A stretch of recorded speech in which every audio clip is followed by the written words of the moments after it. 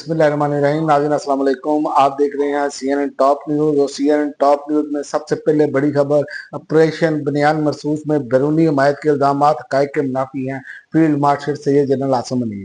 दो तरफा फौजी तसादम में दीगर मुल्कों को शामिल करना भारत की नाकस सियासी कोशिश है।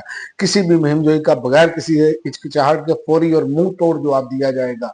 आर्मी चीफ का NDU में खिताब। लामिये में कहा गया है कि चंद मफाद परस्त नासर और ग्रोह जो है इलेक्शन कमीशन ने एक नया लामिया जारी किया है। उसमें उन्होंने कहा है कि चंद मफाद परस्त नासर और ग्रोह इलेक्शन कमीशन और चीफ इलेक्शन कमीशन और मेंबरान इलेक्शन कमिश्नर पर बेबुनियाद इल्जाम लगाते हैं और गुमराह कुन प्रोपेगेंडा करते हैं। और दूसरा, वफाक के रिटायर्ड मुलाजमीन के लिए पेंशन में 7% इजाफे का नोटिफिकेशन जारी कर दिया। इससे कबल मुलाजमीन में इजाफे, तनख्वाहों में इजाफे और 30% डिस्पैरिटी अलाउंस के नोटिफिकेशन जारी किए गए थे। और मुल्क भर में शदीद बारिशों और सैलाबी सूरत हाल का अलर्ट जारी हो गया।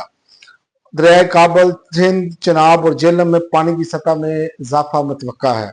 और ब्रिक्स इत्तेहाद ने गजा को फलस्तीन का नाकाबिले तकसीम हिस्सा करार दे दिया। ब्रिक्स इत्तेहाद ने आलमी बरादरी से मुतालबा किया है कि फौरी, मुस्तकिल और गैर मशरूत जंगबंदी के लिए नेक नीति से मुज़ाकरात किए जाएं।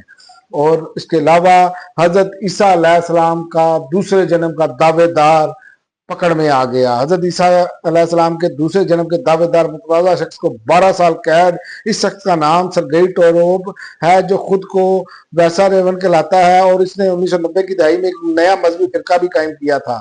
वैसा रेवन ने दावा किया था कि वो ईसा अलैहिस्सलाम का दूसरा जन्म है। और इसके अलावा ब्राजील में बरकत सरबराही इजलास में भारत को एक और सफारती धचका। ब्रिक्स इजलास के लामिया में पहलगाम वाक़े की मजम्मत की गई, लेकिन पाकिस्तान का नाम नहीं लिया गया। और कतर के में इसराइल और हमास के दरमियान जंग बंदी मुज़ाकरात नाकाम।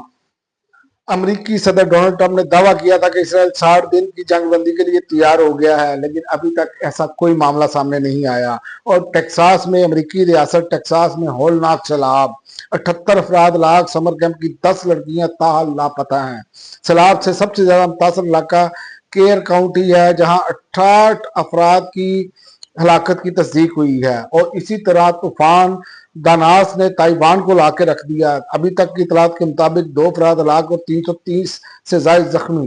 220 किलोमीटर फी घंटा की रफ्तार से चलने वाली हवाओं ने 700 से जायद दरख्त और सड़क के इशारे उखाड़ दिए। और आखिर में ट्रंप की फिर धमकी, और इस मरतबा धमकी जो है ब्रिक्स को है, अमेरिका मुखालिफ पॉलिसी पर 10% टैरिफ लगेगा। ये बयान इस वक्त सामने आया है जब ब्रिक्स ने ईरान पर अमेरिका और इसराइल के हमलों की मजम्मत की है। अब तक के लिए नाज़रीन इतना ही। अगले बुलेटिन तक इजाजत दें। अल्लाह।